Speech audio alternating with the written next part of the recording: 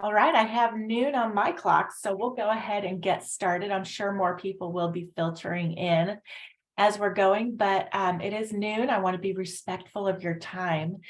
These webinars typically take about an hour. So I want to first of all thank you for being here with us today, and thank you to Christine and the City of Laredo Health Department for hosting today. Christine, do you want to talk a little bit about yourself and your what you do at the City of Laredo?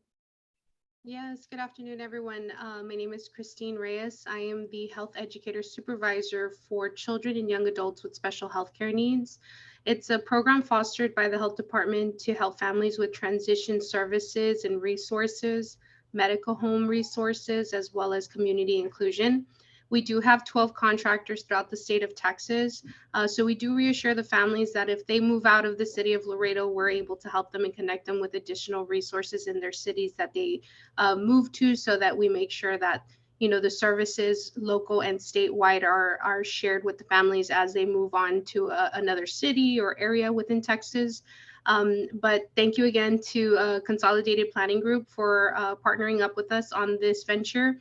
Our goal is again to educate the families as much as we can, so that again resources and education is linked to their child or young adult or adult's lifespan. Thank you. So since we're in webinar mode, we cannot hear you or see you, but we do know that there are people out there because we can see the count of participants. So if you have any questions or comments, please feel free to put those in the chat box. I will get to as many of your questions as I possibly can. We're going to cover a lot of info today, and I understand that it can be confusing. So if I'm going along and it seems like I'm ignoring your question, please understand I'm probably about to get to it, or I'll just work it into what I'm saying. This webinar is being recorded, and we always send out a link to our webinar and the slides to anyone who has registered for the webinar. So if you happen to be joining us today from our podcast and you're not seeing the slides, but you do want a copy of the slides, then you can email us at contact@cpgcares.net. That's contact@cpgcares.net, and we will send you those slides. So that's for anyone on the podcast. So a little bit about Consolidated Planning Group and who we are and why we're even here presenting this information. We are financial advisors that focus on planning for special needs.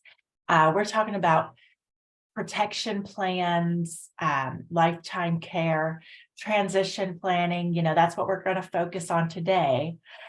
Able accounts and advocacy. We're really here because we want to help make things as easy on you as possible. We know that it's difficult. We know that there's a lot going on and you're in the thick of it. And so we're here to try to educate and advocate for you. There are, 263,000 financial advisors according to the Bureau of Labor Statistics in the entire United States, 263,000. But only 0.1%, actually less than 0.1% of those financial advisors in the United States focus on special needs planning. So you are definitely in the right place when you come to us. This works out to fewer than 200 financial planners across the US who do what we do and understand all of the nuances that you need to know about special needs when you're doing financial planning. So today we're going to be talking about that transition period when you're launching your teen into adulthood. They're finished with high school, and all of a sudden they're out there in the real world. And even though, they're still our babies in our hearts, but according to the law, they are adults, and you need to know a lot of stuff. And we're going to go through some of that today. So I'm just taking care of some spam in the chat box. All right. So the first thing we want to talk about is setting up realistic expectations for your family. We all see things on Facebook, or we talk to our neighbors, or the other parents at school, maybe. And parents talk, and we're talking about, oh, my child did this, my child did that. And it's really important that you don't compare your child to others. It's a futile exercise. There's no point in comparisons. I want you to understand what your child's strengths and challenges are. What do they love? What are they great at? What do they shy away from? And understanding their diagnosis. What does that diagnosis mean in terms of their challenges and their strengths? Maybe their diagnosis makes them especially good at something and struggle in other areas. So there are a lot of non-traditional paths and things that you can think about for your child, different programs that are available through trade schools and community colleges, maybe leaving your home after graduation and going out to Texas A&M and going to school for 4 years and living on campus and graduating and getting a degree. Maybe all of those things are not in your child's future, and that's okay. There are many other options available. Maybe, like I said, a trade school or a community college, maybe a vocational program like the Texas Workforce Commission VR program. There are registered apprenticeships that students can sign up for. Maybe dipping your toes in the water with some of the special programs that colleges all over the United States host. We work mostly in Texas, all across Texas, but we also help families all across the United States. And there are great programs at colleges everywhere that are meant for people who are not on a traditional path. So maybe your child takes 1 or 2 college courses at a time. Maybe they live at home instead of going off to live in the dorms or something like that. What I like to think of it as kind of similar to my favorite food, which is popcorn. And I always cook my popcorn on the stove, not in the microwave. I'm a stovetop popcorn kind of girl. So, you put all of the kernels and the oil in the same pot. It's heated at the same time, at the same temperature, but never are all of those popcorn kernels going to pop at the same time. Sometimes there's a couple that pop really early, and then it speeds up and there's a whole bunch that kind of pop, in the same minute or so. And then there's some that lag behind or don't even pop at all. And it's okay. Wherever your child is, that is just fine. So we don't want to make comparisons to other families. And we want to remember too, especially in the age of social media, that families aren't going to tell you the bad things that happen. You're not going to meet your neighbor at the bus stop and discuss the horrible things that are happening. They're going to give you the highlight reel, right? They're going to tell you, oh, this is great and that's great. So don't compare yourself to your neighbors or friends or other children. I see that some more people have joined, so I just want to say that this is being recorded and we'll send it to you later on today. And if you have any questions or comments, you can put those in the chat box for me. So when you're thinking about your child's future, you want to find a good fit for them. You're thinking of schools and colleges, like I said on the last slide, there are different options, different fantastic programs. Extracurricular activities are very important to keep your child busy if they're into that. And it doesn't have to be sports. There's music, there's chess club, there's foreign languages. There's all kinds of fantastic options surrounding extracurricular activities. Maybe they're entrepreneurs and they want to start working on their own type of little business, or maybe they want to start studying something or read, or whatever their interests are, there are activities available, right? You also want to find a good fit in terms of a career path and work setting. If your child really is just cannot wait to get out of school and cannot wait to finish studying, then a career path that is going to require many, many years of college won't be right for them. Maybe a career path that is just a certification or a training program would be better. And when you think about their work setting, if your child really hates loud noises and chaos, then maybe you need to really consider the type of jobs that they're looking at. Chaos and loud noises, that doesn't sound like a good place for someone to be if they hate that. Maybe a chef, a chef might be in an environment where it's loud and chaotic and there's a lot going on. So you have to think about, even if your child might enjoy cooking, that might not be a good fit as an environment for them to be in. If your child is on the opposite side and maybe they really dislike sitting still and everything being quiet, then you might look at something other than, a quiet office setting for them where they're sitting in a cubicle all by themselves. If they prefer to be social, that might not work out well for them. So think about the differences in your child and what they're looking at and what they're interested in, but also balance out their own needs when it comes to a career path or work setting. So accommodations. Let's talk a little bit about accommodations. When you're in school, you're given these accommodations, usually starting in elementary school, and they kind of follow you throughout with all your IEP meetings and all of that.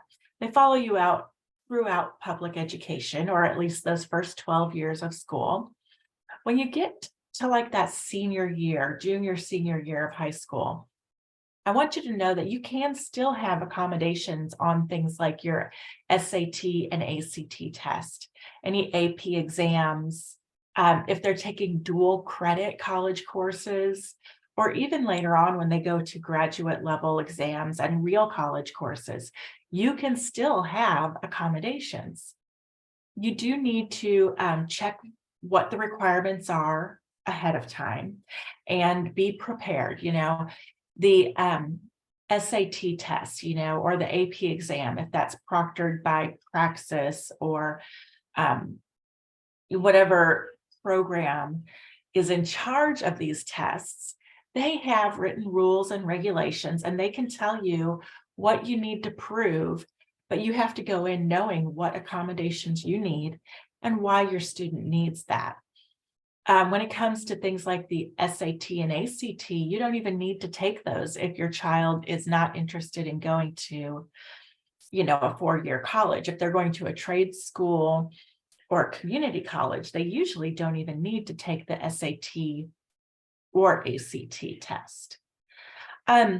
Sometimes they're going to ask for updated testing to see that your child does require these accommodations. So if you haven't had any testing done, and we're talking about, medical testing, psychological testing, intellectual IQ testing, things like that, whatever your child might need, you might want to make sure that those are updated at least within the past 3 to 5 years. But one thing you need to know also is that there's a form called the FERPA, and this form allows your child's school, even when they're an adult and they go away to college, if you have this filled out, it will allow the school to talk to you about their grades and their attendance, their financial needs, things like that. So it would be great to have that filled out ahead of time.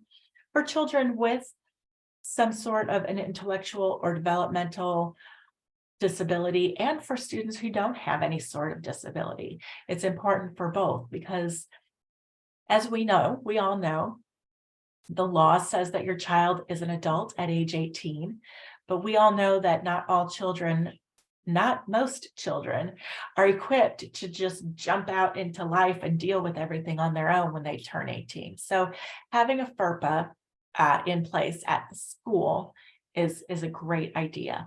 Another thing you want to consider is a healthcare power of attorney and power of attorney for your college student. Even if they are neurotypical or they don't have any kind of disabilities, because what happens if something happens to your child? They're away at school. My son is away at school in Chicago. If something happens to him and I didn't have a healthcare power of attorney in place or a power of attorney, I would hate to think, what would happen if he got into some sort of an accident? Would the hospital contact me? Would the school contact me? Would his roommate think to contact me? And would the hospital talk to me about his situation? So we did make sure that we have a power of attorney and a healthcare power of attorney as well, just in case. Now, that also goes for aging family members. While they're of able mind and body, it doesn't seem like it's that important that you have somebody signed up on their healthcare power of attorney or their power of attorney, but things happen quickly. And if there is an accident or a change in your older family members, your loved ones' mental capacity, you want to make sure that those things are prepared ahead of time. Now, when it comes to work, there are also accommodations at work. So any reasonable accommodation is required by law as long as it does not pose an undue hardship to the business. Now, we're not experts on that really, but if you looked at the Department of Labor website and the Job Accommodation website, Job Accommodation Network website, those are down there for you. And those links will be clickable once you get these slides later on today, and you can check out exactly what the regulations are regarding accommodations in the workplace. So after high school, like I said before, there are a lot of options, and we're going to talk about several of those options. Now, this is a list that we keep of some of the great programs here in Texas. We don't work for them and they don't work for us. We're not telling you about them because we think that this is going to get us something. There's no referral fee, nothing like that. These are just some of the great programs available. So the Life Path program at Lone Star College, maybe Aggie Achieves or the Paths program at A&M. There's some at Texas Tech, the CASE program. Sam Houston has some great stuff.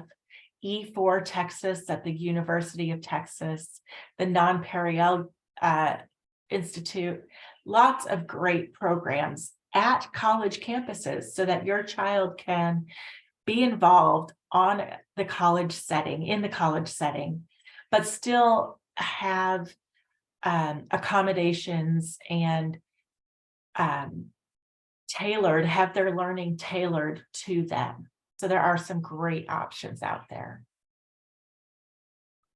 Campus Connections. Let's talk about this. This is a program from Bloom Consulting.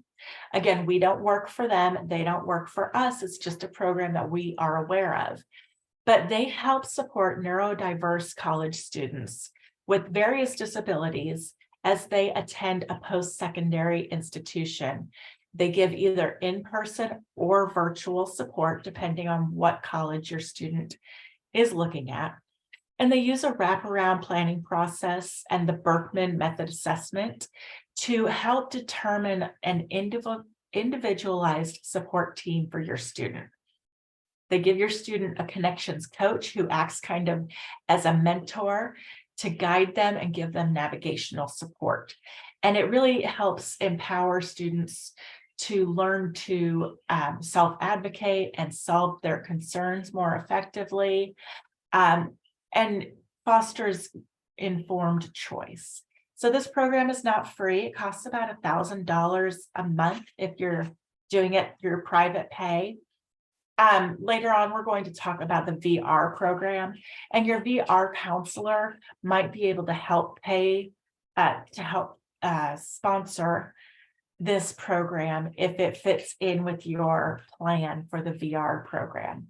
So if you're interested in this, you can contact Bloom Consulting. Their contact is there for you. I don't see any questions yet in the chat, so I'll keep going. So a little bit about how to get started with special needs planning. First of all, it's important that you take into consideration the differences between a special needs planner and a special needs attorney. So the special needs planner will help you with benefits and help guide you in understanding what you need to do, and then help you with the money side of things, making sure that you're not only saving for your retirement, but also to take care of your child who might not be able to be fully independent or work as much as they need to support themselves fully. We like to say that we as planners are the money side of things, and your attorney is the paperwork side of things. And it's very important that you work with people who are nuanced in special needs legislation and rules, because you might sign up with an attorney who will do things cheaper for you. But if they don't know what they're doing, you're going to spend more money and time fixing their mistakes than you would have just spent if you did it right the first time around. It's really important to work with a great team of experts to plan for your future and your child's future. So gather up your documents. It's really good when you're thinking about building a roadmap for the future. You need to know where you're starting from, right? Even when you put an address into your GPS, where are you starting from is like the first question it asks you. So gather up what you've done already. Do you already have a will? Do you already have a college savings account or an ABLE account? What is in place as you're getting started? A letter of intent. Now, we have entire webinars just about the letter of intent. It's a shorter webinar, but it's still very important. This letter of intent will help if you're gone tomorrow, heaven forbid, and somebody has to step into your shoes. This is a letter that would say, here's the information about my family and my child specifically. But not only the factual information, here's all the stuff that you need to know if you have to become me, in essence, tomorrow. So things like bedtime routines and religious preferences and traditions in your family, things that will make your child melt down completely or restart their day, plus all the factual information like where were they born, who are their doctors, what are their diagnoses, what medications are they on? That can all go in your letter of intent. And finally, consider your vision of the future for your family and your loved one. What does it look like? What do you hope for your family members? So when you're planning for the future, you want to think of what you want that to look like so that we can help you figure out how to get there. I do see one question. Do you know if there is a minimum IQ needed to qualify for learning programs post-graduation? And does financial aid apply? You might have to contact the different school programs to learn about that. And the reason I say is because they might all have different levels of what is needed. Some programs might be a lot more for children who are more affected by their diagnoses, whereas some of the programs might be for children who are only mildly affected by their diagnoses. So you're going to need to contact the different school programs for more information about their specific requirements.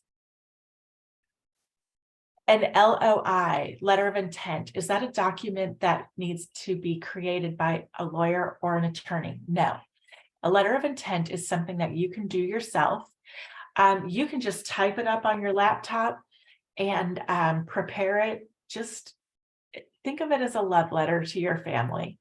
Write it up. It's not a legal document, but it is very good in helping people know what you want and what you want them to do if they needed to step in. So, more questions about planning for the future, and what to expect. The sooner that you get started, and people ask us this all the time, oh, my child is 14. Is it too early to start planning? My child was just diagnosed. She's only 3. Or my child is now an adult. They're 35. What do I do? The earlier that you can start planning, the better it will be for your outcomes and for your future. Now, if your child is already an adult, that's fine. We're not going to punish you for what you haven't done in the past. We are here to look at where you currently are and how to move forward on the best path. So don't beat yourself up if you haven't done things yet, but do concentrate on getting started as soon as possible. Even if your child is an infant, the longer you have to make small incremental adjustments, the more impact you're going to have over time, right? And life insurance, that's one thing that we do. It's always less expensive when you are younger and healthier. Allison Schaberg, the owner of our company, likes to brag that she locked in permanent life insurance when she was 19 years old, and it's very inexpensive, and she's going to have that for the rest of her life. I wish we were all so lucky to think about doing that for ourselves, but no 19-year-old has life insurance on their Christmas wish list. So we as parents have to make sure that stuff gets taken care of. You also want to think about, how much money should I put in the special needs trust for my child? How much is going to be enough? How do I maximize the Social Security benefits for my whole family? You're going to get Social Security benefits if you've been working and paying into the system. Your spouse will get benefits, and your child will be able to get benefits off of your record. We can help you maximize those benefits. And what happens to my child when I'm gone? Like I said, you need to think about that in your letter of intent. But, it's very important to consider. Hiding your head in the sand is not going to make these issues go away. It's best to confront them head on. So when you're thinking about, how much money do I need to take care of my child? How am I going to pay for that? Here are some things to think about. First of all, there are some great state programs and federally funded programs available for your child, but you have to make sure that you don't jeopardize their eligibility. So there are waiver programs and SSI benefits and Medicaid and Medicare and things like that. But if you don't follow the rules, your children will lose those benefits, and that will be a big dent in their funding if you mess that up. So you want to establish a special needs trust. That's one place where your child can have money saved for them or set aside for them that won't affect their other benefits, right? So there's the special needs trust. You have your life insurance or any of your assets, like your investments that you have, they can go into the special needs trust, and that life insurance will pass tax-free. So that's always a good option. And that will provide funding for your child's care once you're gone. You can also have an ABLE account. That's a 529A. So let me go into that a little bit. A 529C is a college savings fund. Many people have heard of a 529 college plan. The 529A is an ABLE account, and that is meant for anybody who has a disability that started before they were 26 years old. You can put $17,000 for 2023 into that account, and more money if your child is working. And then they can use that money in the future for themselves, and it will not affect their government benefits. So 2 places they can have money, the trust or the ABLE account, that won't jeopardize their benefits. But there are rules and regulations to each of those. It's best if you have both, they work together. An ABLE account. So with an ABLE account, the beneficiary is the owner of the account, and the income that is earned in there is not taxable. So that's great. You put the money in, it is invested, the money grows, and then you're not taxed on that money. Unfortunately, you don't get a federal deduction on those contributions that you put in. And some states do offer a state level tax deduction, but since we don't even have income taxes here in Texas, we don't have state level taxes, so you can't deduct them from your state income tax. So here in Texas, that doesn't really matter anyway. But again, the ABLE account does not jeopardize your SSI, Medicaid, or any other public benefits. And there are special contribution and distribution limits. So in contrast, your special needs trust doesn't have limits on how much you can put in, but it does have more limits on what you can use it for. And we'll get into that in a second.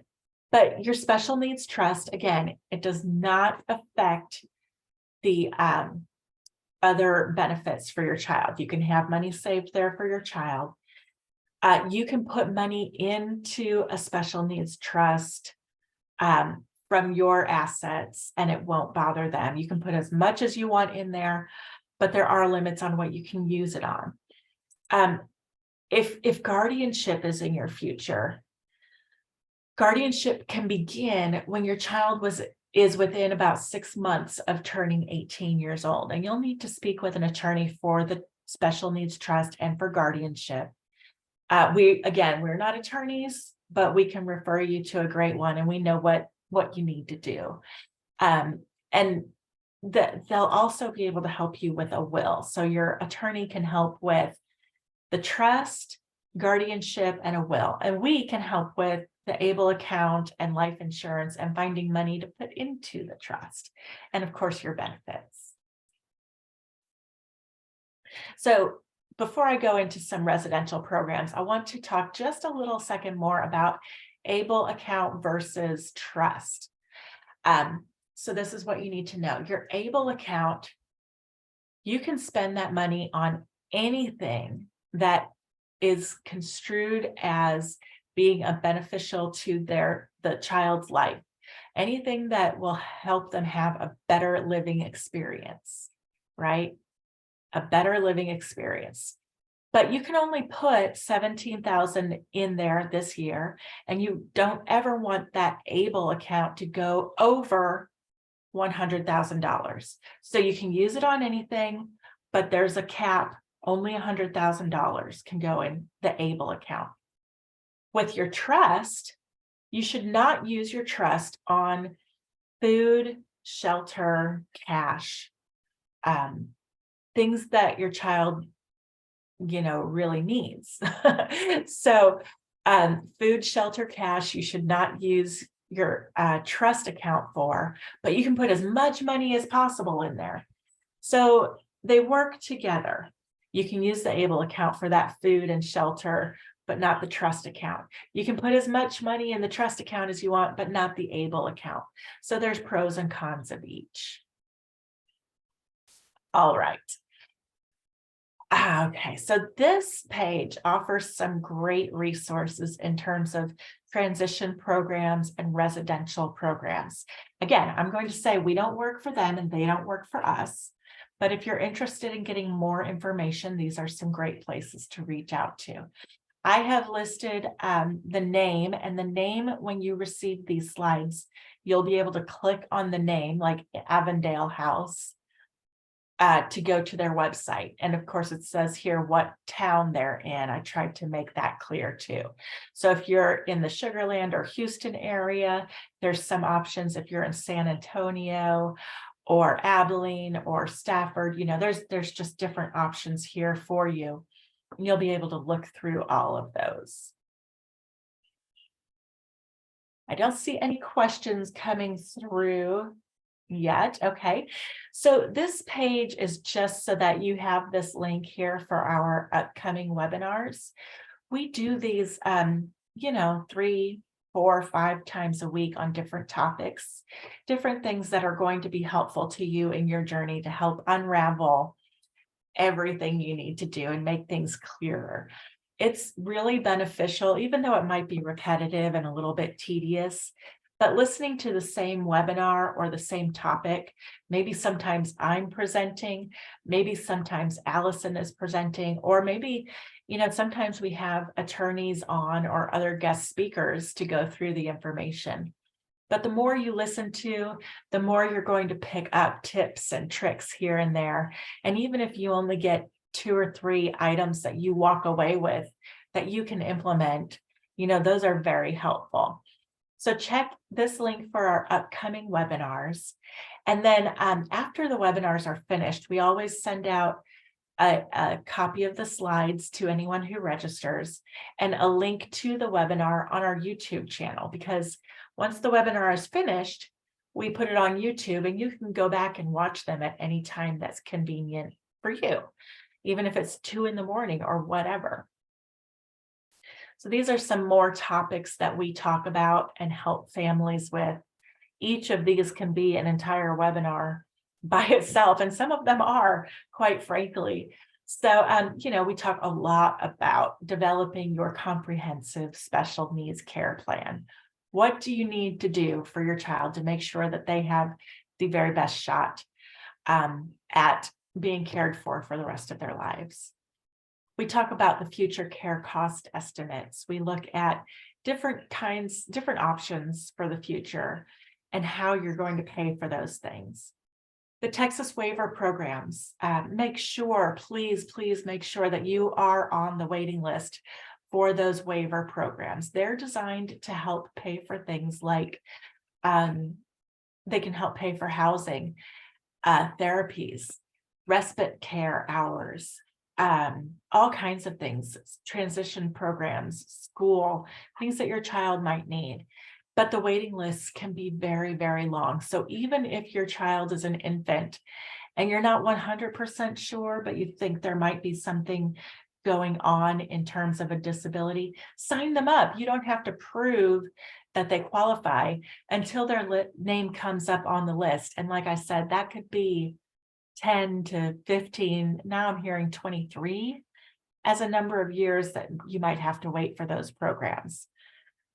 Even if your child, is already older and maybe they're not going to get these benefits until they're 35, that's fine. Sign them up ASAP. And when they get those benefits, it will be a very good thing.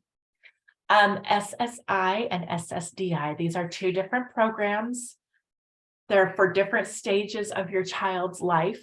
Most people don't understand what the difference is and why you get one versus the other and when you should apply. We do entire webinars about those and about helping you understand what you need to do. ABLE accounts, like I said earlier, this is a place where you can have money for your child and not affect their benefits.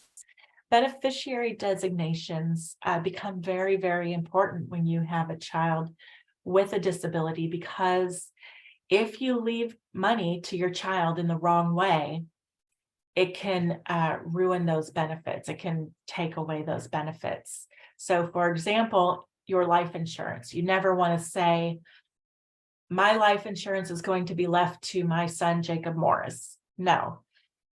My life insurance is going to be left to the Special Needs Trust for the benefit of my son, Jacob Morris, is the way that it needs to be worded. And you need to have this wording in your will, but also you need to contact the company that holds your life insurance and make sure that they have it listed correctly. So most people just say, oh, my assets, that's easy. Everything's going to go to my spouse. And then once they also pass away, everything will be divided between my children equally. And that is, in our situations, you can't do that. You have to leave it to a trust, because if you leave money or other assets to your child outright, it will be counted as assets for them or income to them, and they could lose their other benefits. The special needs trust, we talked about that being another place that you can put income, assets, savings for your child, and it won't hurt them. But did you know, if child support is a thing in your life, if you're getting child support and you have a child with a disability, that child support can continue beyond age 18. And if it does, then it will need to be redirected to a first-party special needs trust for the benefit of your child. There are two different kinds of special needs trusts, the first party and the third party.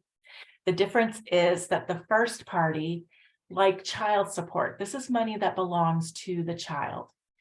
If grandma and grandpa accidentally leave money straight up to your child instead of putting it in the third party trust, then it would go into the first party trust. And there is a little drawback with the first party trust in that Medicaid can come once your child passes away. And if there's money left in that first party special needs trust, Medicaid and the state can claim reimbursement from that money. They can also do that with an ABLE account. But the third party trust is for things like your life insurance or inheritances that are set up correctly. And Medicaid cannot come back and take anything from the third party trust. Okay.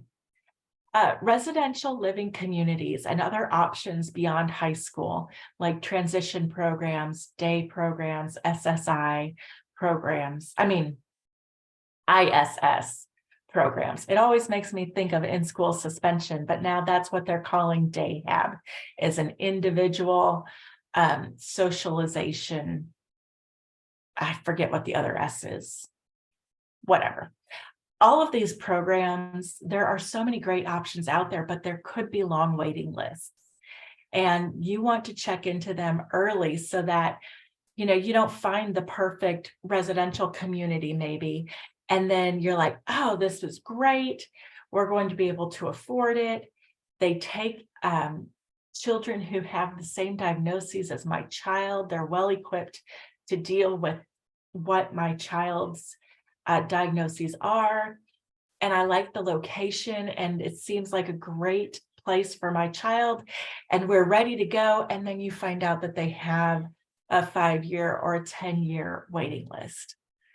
We would hate for that to happen to you. So plan and prepare early. Start touring these communities when your child is maybe 15, depending on when you want them to go into these residential communities. Again, guardianship and any alternatives to guardianship, like partial guardianship or supported decision-making, the medical power of attorney, healthcare power of attorney, things like that. You can start looking at all of that stuff when your child is within 6 months of turning 18, but you will need an attorney to help you with those. And we have done webinars where we speak with an attorney and they present your options and the rules of guardianship. So you can check that out. And then those other post-high school educational options offered at various colleges and such. I am not sure if financial aid is available for those, but I would assume so. So make sure you have that FAFSA filled out.